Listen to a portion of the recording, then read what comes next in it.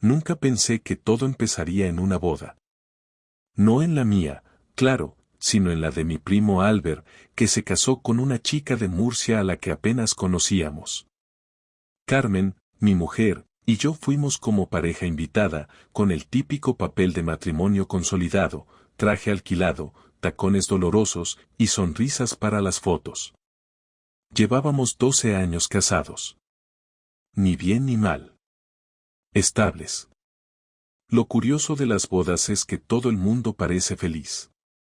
Copas arriba, música hortera, abrazos falsos, viejas rencillas enterradas en cava del barato. Y ahí estaba yo, entre una bandeja de croquetas frías y una señora que hablaba de su operación de rodilla, cuando lo vi. Un tipo, más joven que yo, unos 30 y pocos, camisa blanca abierta hasta casi el ombligo, pelo engominado y esa sonrisa de sobrado que solo tienen los que no tienen nada que perder. Estaba hablando con Carmen. Mejor dicho, estaba ligando con mi mujer en mi cara y sin esconderse. No me lo dijeron. No lo leí en ningún mensaje. No lo escuché por accidente. Lo vi. Con mis 2 ojos. Ella se reía de una forma que ya no usaba conmigo. Esa carcajada suya, con la cabeza hacia atrás, como si el mundo no le importara. Le puso la mano en el brazo mientras él hablaba. Él se inclinó y le susurró algo al oído. Y ella, no se apartó. Sonrió. Y asintió. Me quedé paralizado. Ni un paso adelante, ni una palabra. El camarero me ofreció un vermut y no sé por qué lo acepté. Tenía la boca seca. Después se separaron. Ella volvió a la mesa como si nada. Me dio un beso en la mejilla y preguntó si quería más ensaladilla. Yo asentí. No podía decir nada. No todavía. No sin pruebas. Pero mi estómago sabía que algo se había roto. Y el colmo fue cuando el mismo tipo apareció en una de las fotos grupales con nosotros. Justo al lado de Carmen. Sonriendo, con el brazo apenas rozándole la cintura. A partir de ese momento, todo cambió. Yo cambié. Pero no dije nada. No en esa boda. No en ese día. Esa noche, mientras ella dormía a mi lado, me quedé despierto mirando el techo. El eco de su risa con aquel tipo aún me retumbaba en los oídos. No tenía pruebas, pero tampoco las necesitaba.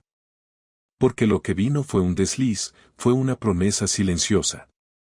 Una que yo iba a romper antes de que se cumpliera. Volvimos de la boda sin decir una palabra durante todo el viaje. Yo no tenía ganas de hablar, y ella tampoco hizo el mínimo esfuerzo. Iba mirando por la ventanilla como si el paisaje tuviera algo interesante, mientras jugaba con el mechón de su pelo. A mí solo me daba vueltas una imagen en la cabeza, la forma en que se reía con ese tipo. No era una risa de cortesía ni de amistad. Era la risa de alguien que estaba coqueteando y disfrutándolo. Y lo que más me jodía era que no parecía sentir culpa. Me dolía más la naturalidad con la que volvió a la mesa, como si no hubiera pasado nada. Si se hubiera mostrado nerviosa o incómoda, quizás habría pensado que solo fue un malentendido, pero esa tranquilidad suya era lo que me decía que lo que vi era solo la punta del iceberg. Lo peor era que no tenía pruebas, no sabía su nombre, no sabía nada de ese imbécil. La noche siguiente, ya en casa, pasó algo que me encendió todas las alarmas. Yo estaba en el comedor revisando correos en el portátil, cuando ella vino a decir que saldría a dar una vuelta. Eran casi las 11. Carmen nunca salía tan tarde. Le pregunté a dónde iba y me respondió que con su amiga Inés a tomar algo.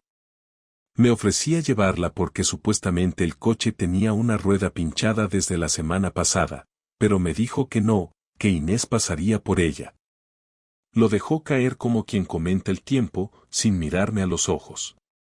Se fue a cambiar, se puso un vaquero ajustado, tacones, y esa blusa negra que le compré yo para un aniversario y que no usaba desde hacía más de un año.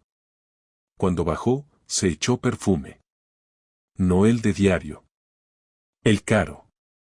El que se reserva para noches especiales. No dije nada. La observé desde el sofá con el televisor apagado. Ella se despidió con un beso rápido en la mejilla y un no me esperes despierto. Escuché cómo cerraba la puerta y bajaba las escaleras. Conté hasta 20, me puse los zapatos, bajé en silencio y salí al balcón de la vecina del segundo, que estaba de viaje y me había dejado las llaves por si necesitaba algo. Desde allí tenía visión directa de la entrada. A los 3 minutos, no llegó Inés. Llegó un coche que nunca había visto. Un Audi blanco con los cristales traseros tintados. Carmen entró sin mirar atrás. El coche arrancó y se fue calle abajo. Volví a casa. Me senté en el comedor, abrí una cerveza y la dejé a medio tomar. Esa noche no dormí. A las 2:15 volvió. Escuché cómo se quitaba los zapatos en la entrada, fue al baño, y luego entró en la habitación como si nada. Se metió en la cama y ni siquiera me preguntó si estaba dormido. Yo me hice el dormido.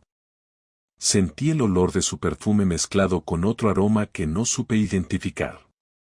No era nuestro. No era mío. Esa fue la gota que me convenció, me estaba engañando. Tal vez no esa noche, tal vez no físicamente todavía, pero emocionalmente ya no era mía. Pasaron 3 días en los que no volví a tocar el tema. Me comporté normal. Le pregunté por el trabajo, ayudé con las tareas del niño, hicimos la compra.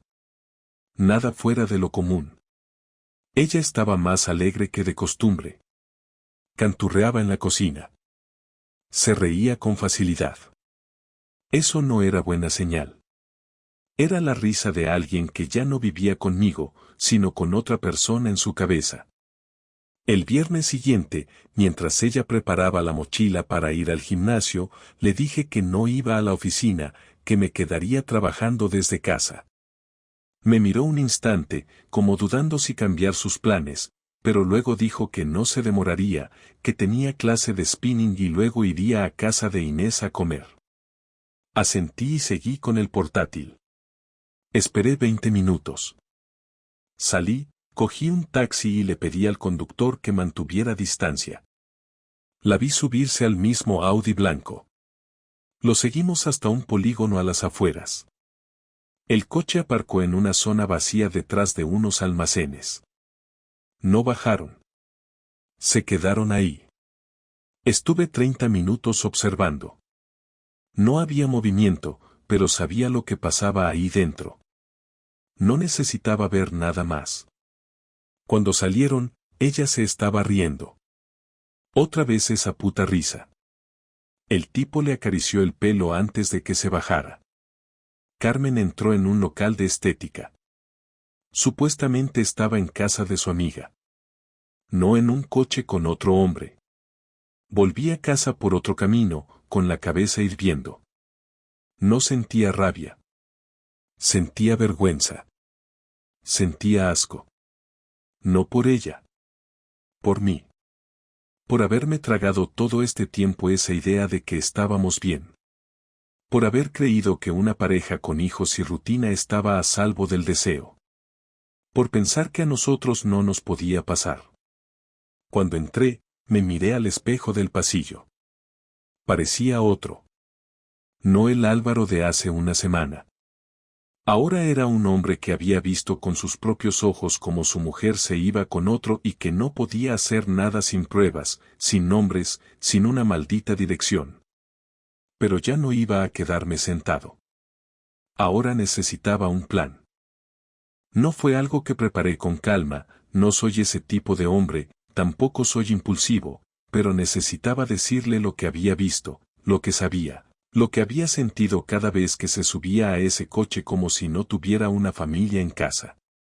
Esa tarde esperé a que volviera del gimnasio, aunque ya sabía que no venía de ningún gimnasio.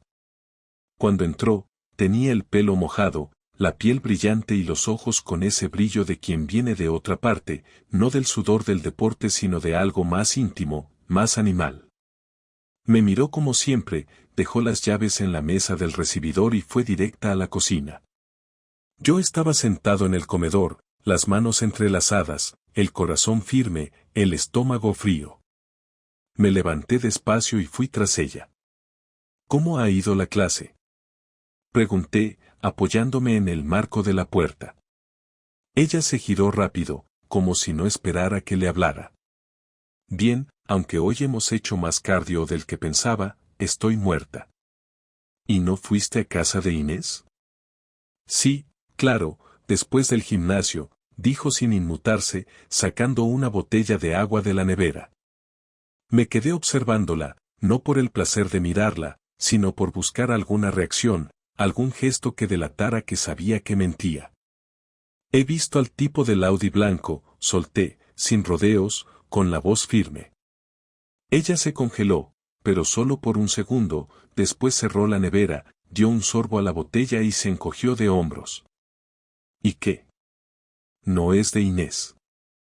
Él no la llevó a ninguna parte, te recogió a ti.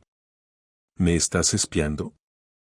Te estoy preguntando por qué te subes al coche de un desconocido cuando me dices que vas a ver a tu amiga. No es un desconocido, respondió, sin levantar la voz. Es un amigo. ¿Ahora no puedo tener amigos? No es un amigo, Carmen, no le acaricias el pelo a un amigo, no te ríes con esa cara con un amigo, no entras a un coche en un polígono industrial con un amigo. ¿Me estás siguiendo? ¿En serio? Sí, te seguí. ¿Y sabes qué vi? Vi a una mujer que no se parece en nada a la que se casó conmigo. Una mujer que me miente cada vez que sale por esa puerta, que dice que va a cenar con amigas y se sube a coches de hombres que no conozco. Ella se cruzó de brazos, la botella aún en la mano. Su cara no era de sorpresa, era de fastidio, como si fuera yo el que estuviera molestando. No negó nada, no mostró arrepentimiento, ni siquiera jugó a estar ofendida. Mira, Álvaro, ya que estamos con la verdad en la mesa, te lo digo claro, sí, lo he estado viendo. Y no me siento mal por eso. Hace años que vivimos como compañeros de piso, tú en tu mundo, yo en el mío, y si tú crees que eso es un matrimonio, entonces tú también has estado mintiendo. ¿Y eso te da derecho a engañarme?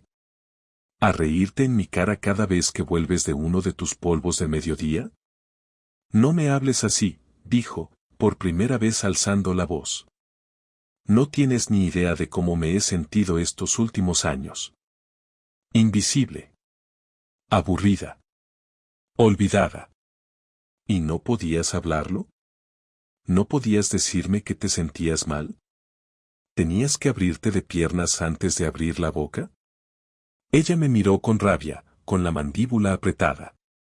No eres un santo, Álvaro, tú también has pasado días sin hablarme, semanas en las que eras un mueble en casa. No vengas ahora a hacerte la víctima. Yo no me metí con nadie, Carmen. Yo no te mentí. Yo no te cambié por una aventura cutre. No fue una aventura, dijo ella, clavando los ojos en mí. Fue algo que necesitaba. Me hizo sentir viva. Me recordó que todavía podía gustarle a alguien. Entonces quédate con él, dije, dándome la vuelta, con el pulso temblando. Pero no sigas usando mi casa para esconder tu doble vida. No quiero separarme. Claro que no, porque aquí tienes estabilidad, hijos, una rutina hecha. Con él solo tienes motel barato y silencio. Él no es el problema, respondió. El problema es que tú y yo llevamos años muertos y ninguno lo quiso aceptar. ¿Y ahora qué? Le pregunté, sin volverme. ¿Vas a dejarlo o vas a seguir viéndolo mientras cenas conmigo? No respondió. La dejé ahí, en la cocina, con su agua en la mano y esa mezcla de orgullo y miseria en la cara. Esa noche dormí en el sofá. No podía ni verla. Pero tampoco podía dejarlo ahí. Si ella pensaba que esa iba a ser la última conversación sobre el tema, estaba muy equivocada. Lo siguiente no sería una charla. Sería algo que no iba a olvidar nunca. A la mañana siguiente ella se levantó como si no hubiera pasado nada, se duchó, preparó el desayuno para los niños, los llevó al colegio y volvió con una bolsa de la compra como si la rutina pudiera tapar lo que habíamos dicho la noche anterior. Yo seguía en el sofá, sin haber pegado ojo, con la mandíbula tensa, sin hambre y con la cabeza funcionando a mil. Sabía que no podía hacer como si no hubiera pasado nada. No después de oírla decir que sí, que me engañaba, que lo hacía porque se sentía viva. Esa frase se me clavó desde que salió de su boca. Ella se sentía viva acostándose con otro mientras yo vivía anestesiado, pagando facturas y creyendo que aún compartíamos una vida. No iba a seguir así. No iba a ser uno más de esos hombres que fingen que no saben nada por miedo a quedarse solos. Yo no le iba a pedir que se fuera ni iba a armar escándalos, pero tampoco me iba a ir de casa con la cabeza baja. No después de que me tratara como si fuera el problema por no haber sido suficiente. Empecé con algo sencillo. Saqué todos nuestros álbumes de fotos y los puse en una caja. Luego hice lo mismo con los adornos de nuestros viajes, los regalos de aniversarios, todo lo que tuviera su nombre escrito o que me recordara a lo que alguna vez pensé que teníamos. Lo puse todo en una maleta vieja que encontré en el trastero y la dejé en el recibidor. No iba a tirarlo, pero tampoco quería verlo. Cuando llegó a casa por la tarde, se quedó mirándola. No dijo nada. Me preguntó si los niños ya habían cenado. Le dije que sí. Preguntó si había ido al supermercado. Le respondí que no. Fue la primera vez que se sintió fuera de lugar en su propia casa, como si ya no supiera cómo hablarme. A la mañana siguiente le dije que necesitaba su firma para algo del banco. No era cierto, pero necesitaba sacarla de casa un par de horas. Me aseguró que ese día no tenía nada planeado. Nos vestimos, salimos y fuimos a la sucursal. Le pedí que esperara en el coche mientras entraba. No fui al banco. Di una vuelta y volví al coche sin papeles. Le dije que al final no era necesario. Ella se encogió de hombros. Volvimos a casa. Parecía nerviosa. Esa misma noche se duchó y se perfumó. Me dijo que iría a cenar con Inés.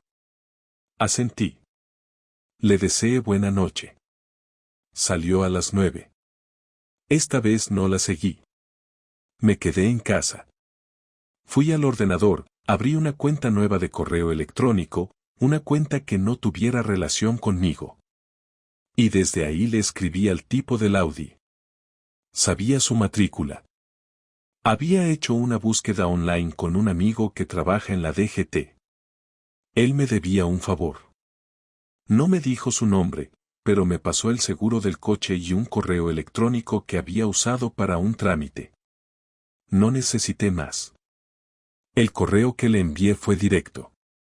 Sin amenazas, sin insultos. Solo un par de frases. Sé quién eres. Sé lo que haces. Ella es mi mujer. La próxima vez que la recojas en tu coche, asegúrate de que no haya nadie mirando. No tuve que esperar mucho para recibir respuesta. El mensaje era corto, no sabía que seguía contigo. Pensé que estabais separados. Eso me confirmó dos cosas. Uno, que Carmen mentía más de lo que yo creía. Y dos, que él no era tan listo como pensaba. Le respondí, la próxima vez que quieras acostarte con una mujer casada, asegúrate de que el marido no sea el dueño de la casa donde ella vive. No era cierto, la casa estaba a nombre de los dos, pero sonaba lo suficientemente intimidante.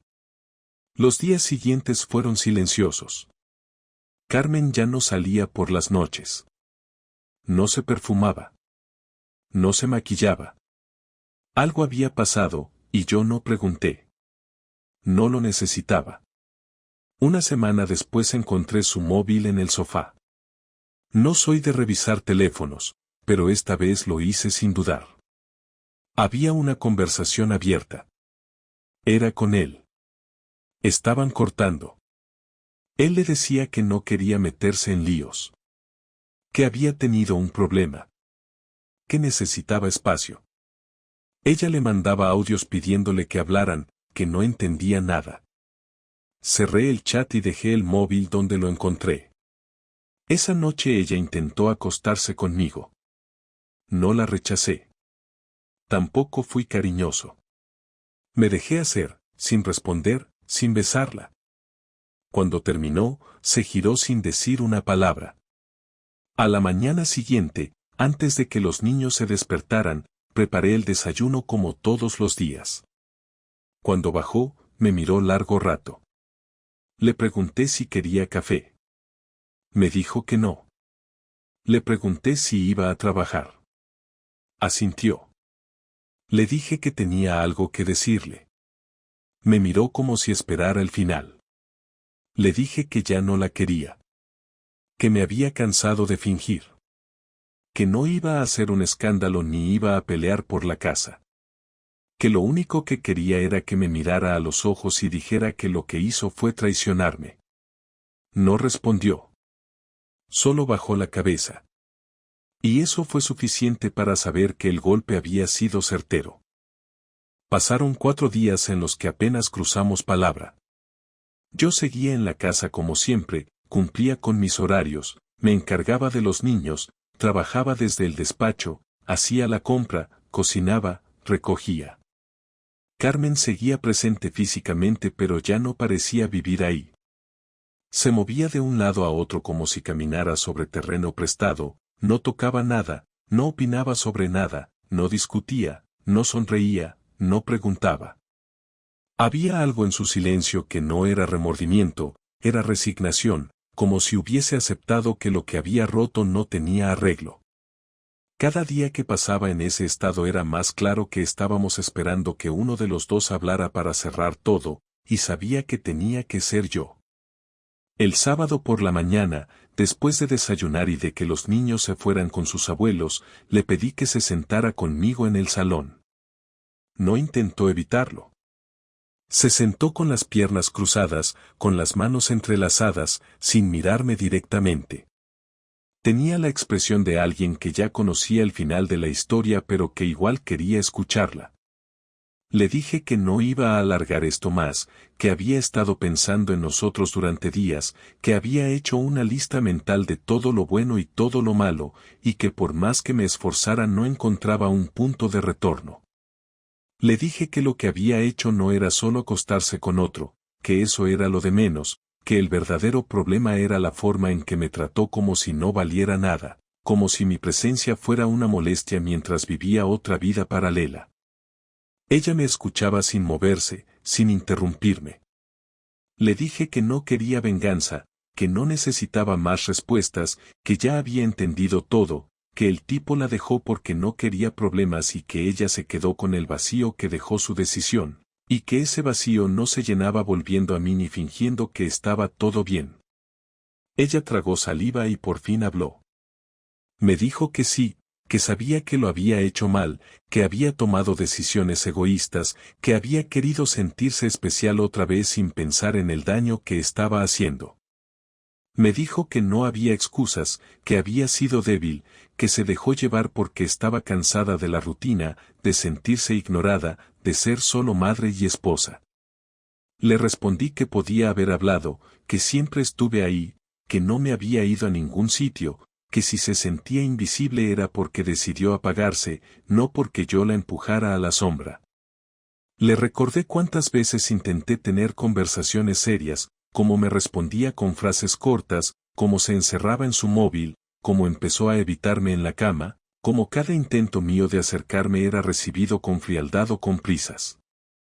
Ella me pidió perdón. No lloraba, no suplicaba, no se arrodillaba. Solo decía que lo sentía. Que había actuado mal. Que se sentía avergonzada. Que no esperaba que la perdonara. Que lo entendía. Le pregunté si seguía queriéndome. Tardó en responder. Dijo que no lo sabía. Que había dejado de pensarlo. Que durante mucho tiempo había querido que algo cambiara, pero que ya no sabía qué sentía. Le pregunté si pensaba seguir viviendo aquí. Me miró con sorpresa.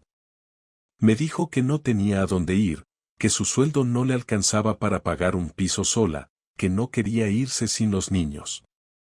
Le dije que no iba a echarla, que no iba a pelear por la casa, pero que no podíamos seguir durmiendo bajo el mismo techo fingiendo que éramos una familia normal.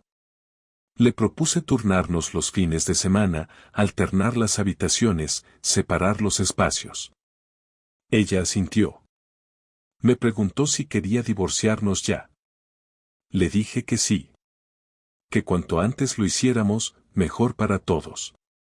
Que no iba a humillarla, que no iba a hablar mal de ella frente a los niños, que lo íbamos a manejar con respeto, pero que no íbamos a seguir juntos. Me dijo que lo entendía. Que se lo merecía. Me agradeció por no gritarle, por no echarla, por no arruinarle la vida. Le respondí que no era por ella, que lo hacía por mí. Porque merezco vivir sin tener que preguntarme todos los días si la persona que duerme a mi lado está pensando en otro. Se hizo un silencio largo. Nos quedamos ahí sentados, uno frente al otro, como dos desconocidos que no saben qué decir pero tampoco quieren levantarse todavía. Le pregunté si quería que lo habláramos con los niños juntos. Me dijo que sí. Que no podía hacerlo sola. Que no se sentía capaz de ver sus caras sin romperse. Le dije que lo haríamos al día siguiente, con calma, sin dramatismo. Les íbamos a explicar que no era culpa suya, que seguíamos siendo sus padres, que los íbamos a seguir cuidando. Ella asintió de nuevo. Me pidió que durmiera en la habitación esa noche, aunque fuera en el suelo. Le dije que no. Esa noche dormí en el sofá, como en las últimas 2 semanas. Pero esta vez no me dolió. No tuve insomnio. Dormí 8 horas seguidas por primera vez en mucho tiempo. Al despertarme sentí que ya no cargaba el peso del engaño, de la rabia, de la vergüenza. Sentí que había empezado a soltar. Y aunque no sabía qué iba a pasar después, tenía claro que no iba a volver atrás. Contarle a los niños fue más difícil de lo que había imaginado. No por sus reacciones, que fueron dolorosas pero comprensibles, sino por la sensación de estar desmontando frente a ellos algo que durante años fue su mundo. Nos sentamos los 4 en el comedor, sin tele encendida, sin platos de por medio, sin distracciones. Carmen empezó hablando. Dijo que papá y mamá iban a separarse, que no era algo que hubiera pasado de repente, que llevábamos tiempo con problemas y que habíamos decidido que lo mejor para todos era vivir en casas separadas. Lo dijo con una voz calmada, medida, sin llorar pero sin ocultar que estaba afectada. Yo agregué que ellos no tenían ninguna culpa, que no los íbamos a abandonar, que íbamos a seguir viéndolos igual, y que aunque la casa fuera distinta, seguiríamos siendo su familia. Mi hijo mayor bajó la cabeza y no dijo nada. Mi hija pequeña se levantó y se fue a su cuarto sin hablar. No hubo gritos ni escenas, pero el silencio que dejaron atrás fue más duro que cualquier reproche. No les insistimos, sabíamos que necesitaban procesarlo. Carmen intentó acercarse después, pero no la escucharon. Los días siguientes fueron extraños. Había un aire espeso en la casa. Ellos nos miraban con desconfianza, como si estuvieran esperando vernos pelear, como si quisieran entender por qué ahora dormíamos en habitaciones separadas, por qué ya no salíamos juntos a ningún sitio. Al cabo de una semana, Carmen se mudó al piso de su hermana. No hubo peleas por la custodia, ni discusiones por los muebles. Hicimos todo por acuerdo. Quedamos en que los niños estarían una semana conmigo, una con ella. Nos turnaríamos los fines de semana especiales. Ella se llevó su ropa, sus libros, algunos adornos. Yo no dije nada. No me interesaba dividir objetos, lo que me importaba ya se había roto y no se arreglaba con sillas ni cuadros. Ella se fue sin abrazos, sin lágrimas, sin besos de despedida. Solo un nos vemos el jueves que me sonó tan vacío como todo lo que había entre nosotros desde hacía tiempo. Los primeros días viviendo solo con los niños fueron raros. Me acostumbré a hacer todas las tareas, a despertarlos, preparar el desayuno, revisar los deberes, llevarlos al colegio, trabajar, cocinar, limpiar, acostarlos. Era agotador, pero también reconfortante. Al menos no tenía que fingir con nadie. No tenía que mirar a alguien sabiendo que me mentía. Dormía más tranquilo. Comía mejor. Hablaba más con mis hijos. Empezaron a confiar de nuevo. Mi hijo me pidió ayuda con un trabajo de clase. Mi hija me preguntó si podía llevarla a casa de una amiga. Eran cosas pequeñas, pero mostraban que el vínculo seguía ahí, solo que necesitaba tiempo para curarse. No volví a ver a Carmen durante las primeras 3 semanas salvo en los cambios de semana con los niños.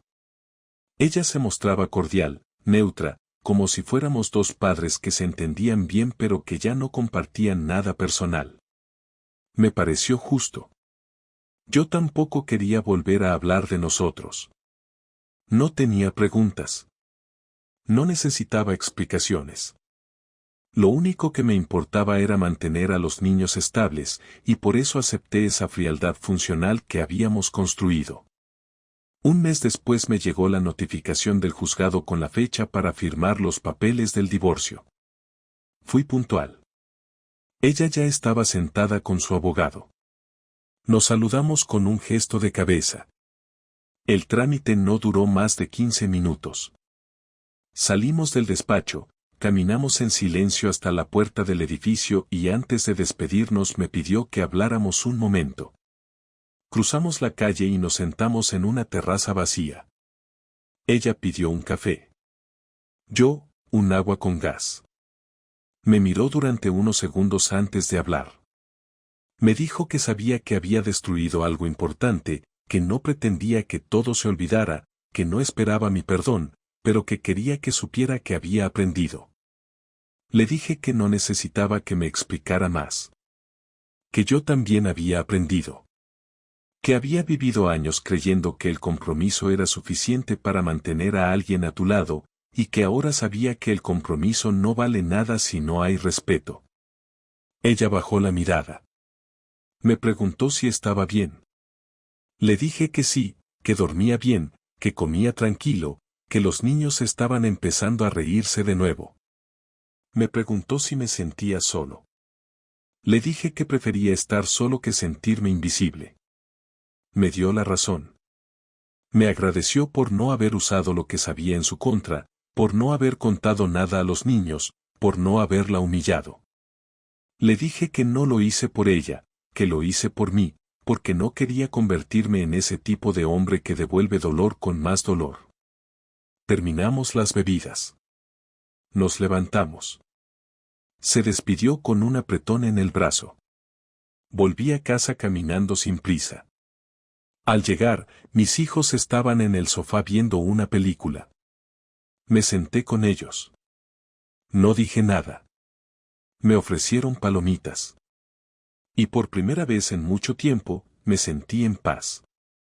Eso es lo que aprendí. Que uno puede perder todo lo que creía estable en cuestión de semanas. Que el amor no es garantía de lealtad. Que la confianza, una vez rota, no se recompone. Pero también aprendí que uno puede salir de ahí más entero. Más consciente. Más fuerte. No tengo planes de enamorarme de nuevo. No por ahora. Pero tengo claro que no voy a volver a aceptar menos de lo que merezco. Y eso, por fin, me parece un buen comienzo.